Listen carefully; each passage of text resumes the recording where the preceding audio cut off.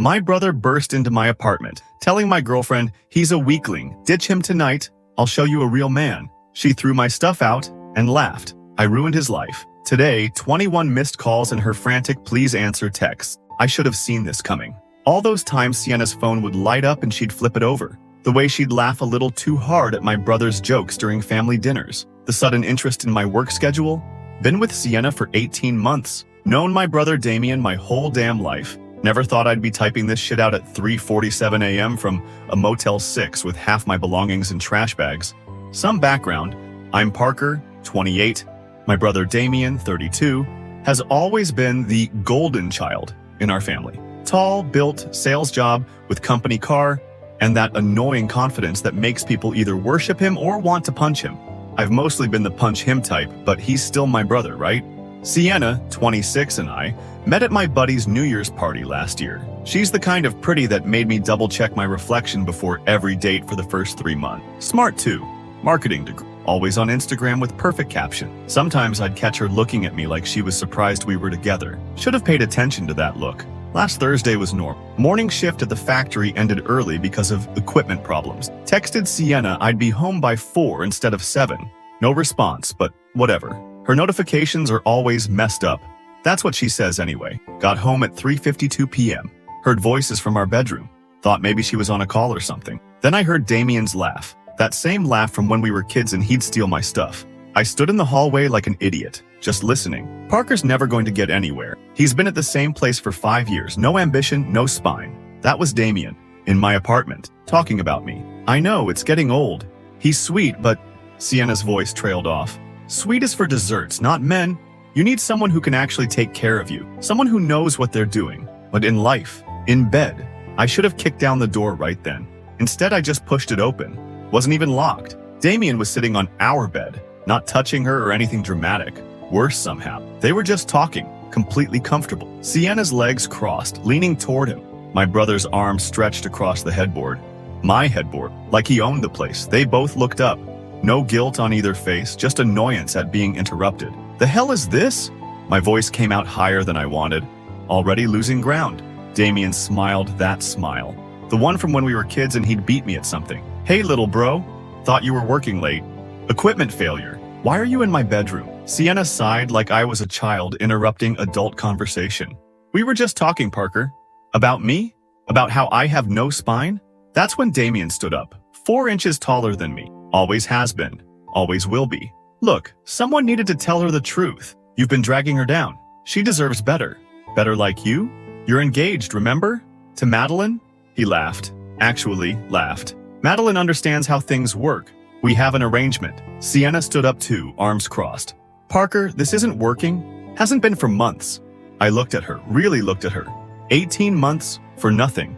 So you discuss this with my brother instead of me? Because he actually listens. She threw her hands up. He understands what a woman needs. Damien walked toward me, put his hand on my shoulder. I wanted to break his finger. Parker, you've always been like this. Comfortable with mediocrity. Content with the scraps.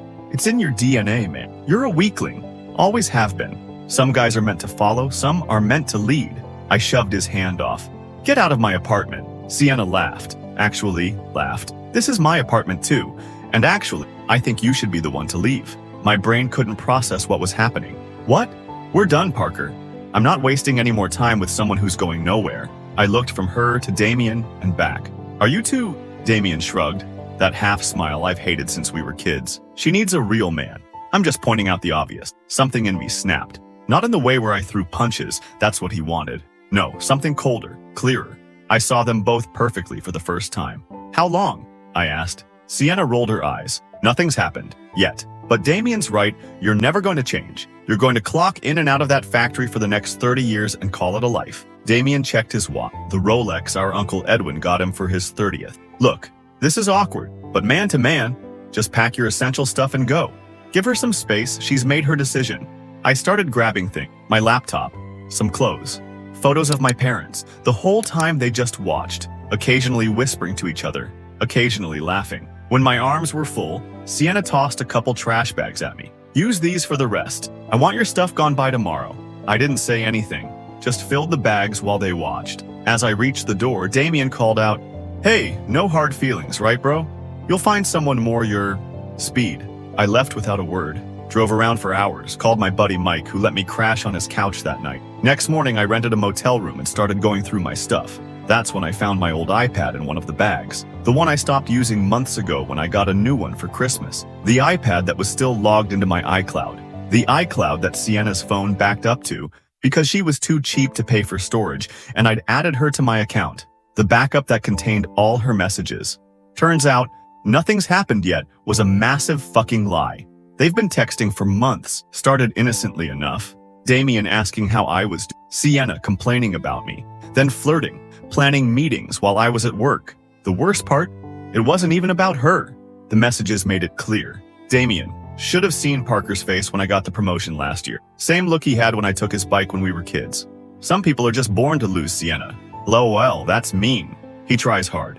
Damien, trying isn't the same as succeeding. Bet I could take you too if I wanted Sienna. You're engaged? Damien, doesn't mean I can't show you what you're missing, what he'll never be, and on and on.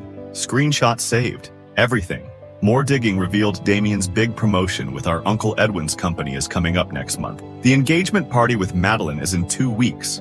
The perfect life he's been rubbing in my face for years. The life he was willing to risk just to take something from me. Again, they think I'm weak because I don't fight the way they do. Because I don't cheat and lie and manipulate. Because I'm content with scraps.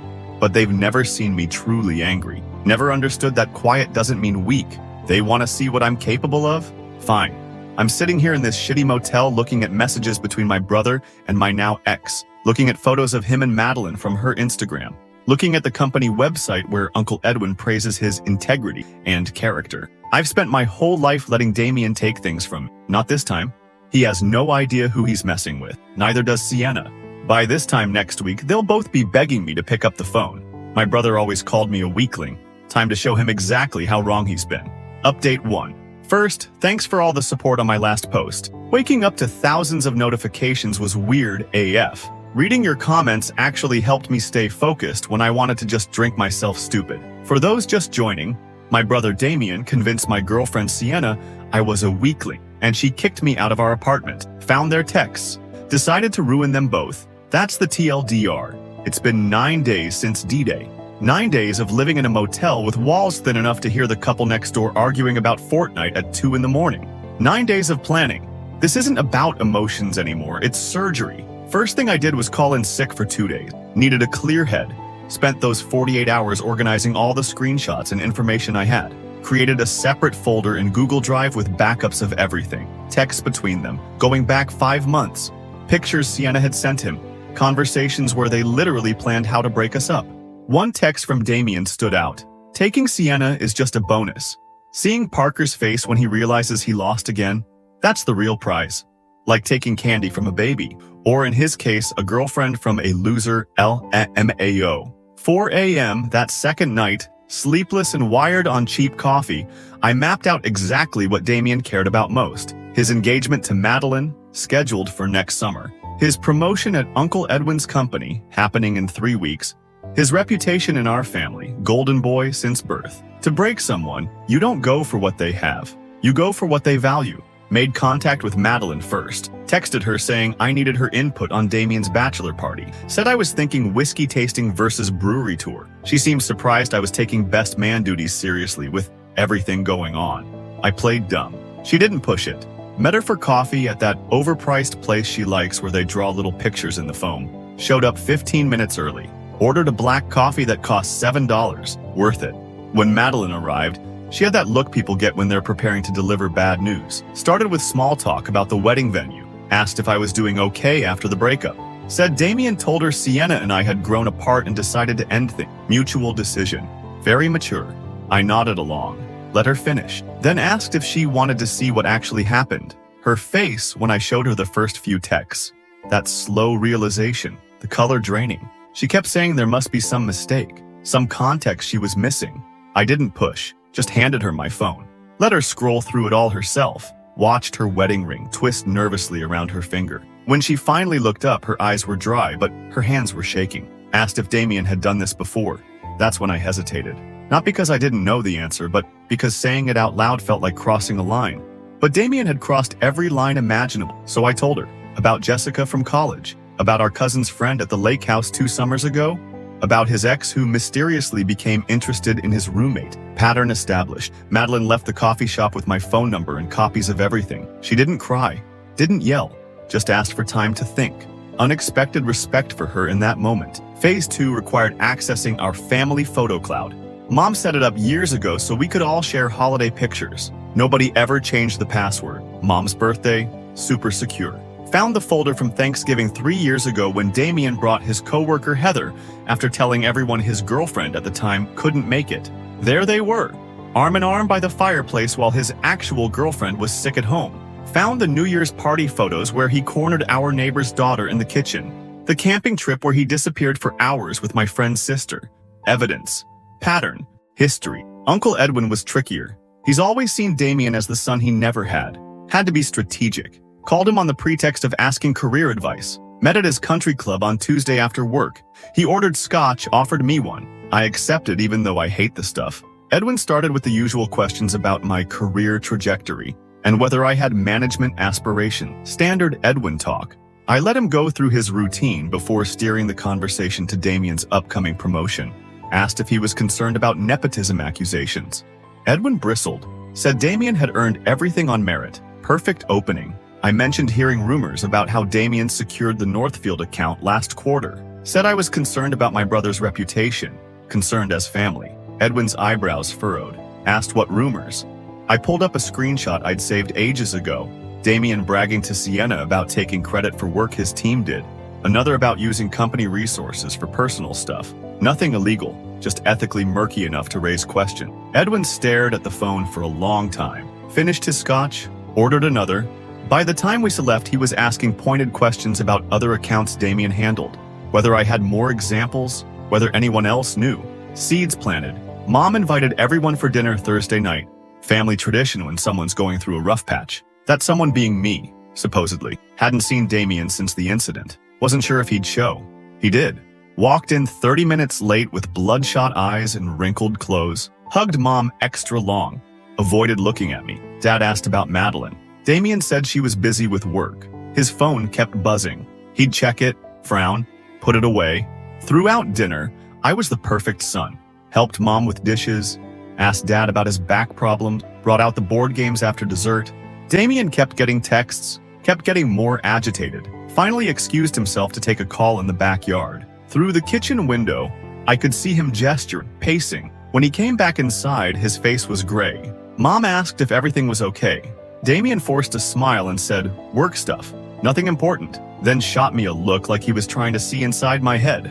I smiled back. Rolled the dice for my turn in Monopoly. By 10 p.m., Damien was a wreck, sweating, checking his phone constantly. Made an excuse about early meeting and left abruptly. Dad commented that Damien seemed stressed. I shrugged and said something about the pressures of success. Friday morning, 5 a.m. first text from Sienna in over a week. "We need to talk. Please call me." Deleted without responding. 9:37 a.m. Text from Damien. "Whatever you're doing, you need to stop. This isn't funny anymore." Screenshot. Saved. No response. 11:42 a.m. missed call from Uncle Edwin. 1:15 p.m. email from Madeline asking to meet again. 3:22 p.m. 6 missed calls from Damien. 4 p.m. text from Mom asking if I knew why Damien and Madeline were taking a break. I met Madeline at a diner near her apartment Saturday morning. She looked like she hadn't slept in days. Hair pulled back, no makeup, eyes puffy. She'd confronted Damien. He'd denied everything at first. Then when shown evidence, claimed it was just flirting, nothing physical. Then when pressed, admitted to one mistake with Sienna. Madeline had done her own digging after our coffee. Found other messages, other women, called off the engagement privately but hadn't told the families yet. She wasn't angry with me. Said I'd saved her from a lifetime of being cheated on. Asked what else I knew. What else I was planning. I told her I wasn't planning anything, just sharing the truth with people who deserved to know it. We split a plate of fries. Talked about her canceled venue deposit. Her sister's relief. Apparently she never liked Damien. By the end, she even laughed once. As I was paying the bill, my phone lit up with another call from Damien. Madeline saw his name, and her expression hardened. Said I should take it. Said she wanted to hear his voice now that she knew the real him. I answered on speaker. Said hello like nothing was wrong. Damien's voice came through desperate and slurred despite it being 11 in the morning. asking what the hell I'd done, saying Madeline had returned the ring, saying Uncle Edwin was questioning his accounts at work, asking why I was trying to ruin his life.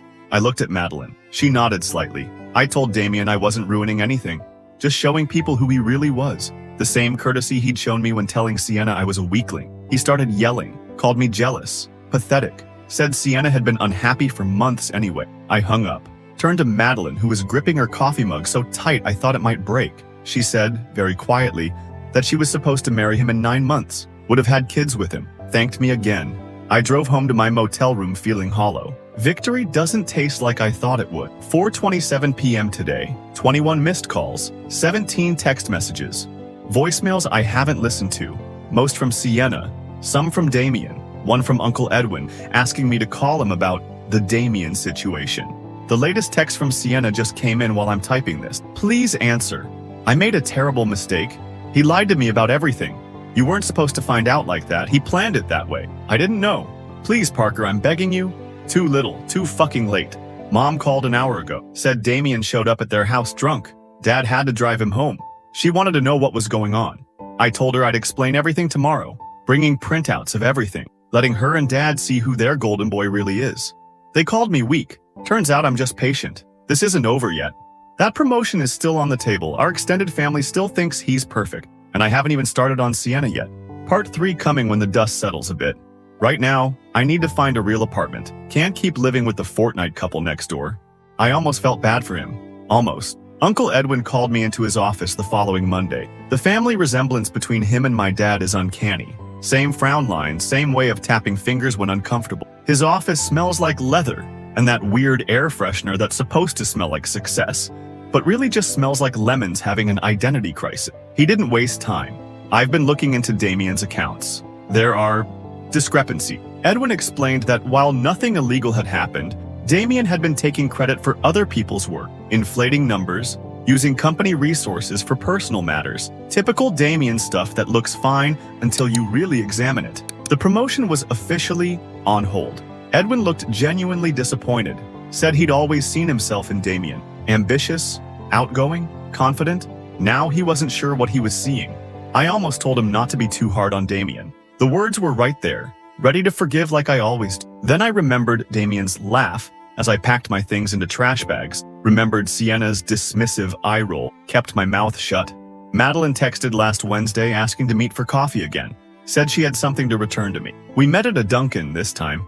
Less pretentious, better donuts. She looked different. Haircut shorter, new glasses, slight smile when she saw me rather than the haunted look from our last meeting. Handed me a small box. Inside was a watch, the one I gave Damien for his 30th birthday. Saved up for months to buy it. Madeline explained that when she went to Damien's apartment to collect her things, she saw the watch and remembered me mentioning how much it meant. Thought I should have it back. We talked for nearly 2 hours. Not about Damien, but about everything else. Her job teaching 3rd grade. My childhood dream of restoring classic cars. The terrible reality show we both secretly watch. Normal conversation I hadn't realized I'd been missing. As I was leaving, she hesitated, then said something unexpected. Thank you for saving me from making the biggest mistake of my life. I was so focused on the wedding I forgot to look at who I was marrying. I told her she deserved better. She said, so did I. We parted with an awkward side hug in the parking lot. No romantic interest, just 2 people united by dodging the same bullet. The most surprising development came from Sienna's roommate Heather. She messaged me on Instagram asking if I'd meet her to pick up some of my stuff Sienna hadn't thrown out. Said she was uncomfortable having my things in their apartment. Met her at a park bench during her lunch break. She brought a small box with my favorite hoodie, some books, and random desk stuff in a TJ Maxx shopping bag. As I thanked her, she blurted out, "She's been lying to you for months." Heather explained that Damien had been coming over since January, that Sienna had been planning to break up with me but was waiting until she had a better option secured, that they laughed about me together in their apartment. Then the kicker? Damien ghosted Sienna immediately after I left, blocked her number, told her it was just a game to prove he could take her from me. Sienna had been devastated, humiliated, realized she'd thrown away 18 months for someone who saw her as nothing but a pawn. Heather looked genuinely confused. I don't get why you're not answering her calls. She really loved you. She just made a mistake. I stared at her, wondering if she was serious. Asked if she would take back someone who laughed while throwing her belongings into trash bags. She didn't have an answer. Before leaving, Heather mentioned she was looking for a new roommate, that things with Sienna had become unbearable, asked if I knew anyone looking for a place. I told her I was, actually. Just signed the lease for a new apartment yesterday. Old building, squeaky floors, but it's mine.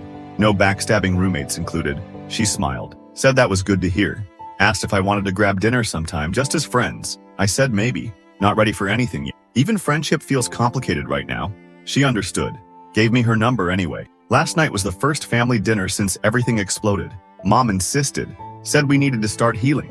Dad grilled those chicken skewers he thinks are fancy because he uses wooden sticks instead of metal ones. Aunt Cheryl brought her famous potato salad that always gives everyone heartburn, but nobody has the heart to tell her. Damien wasn't there. When I asked where he was, Mom got that tight look around her eyes. Said he was taking some time to reevaluate his choices. Mentioned he'd moved in with a friend temporarily, after Uncle Edwin put him on probation at work. Dad changed the subject to my new apartment. Asked about the square footage like he always does. Aunt Cheryl commented that I looked healthier. Uncle Edwin mentioned a position opening up in his company that might interest me.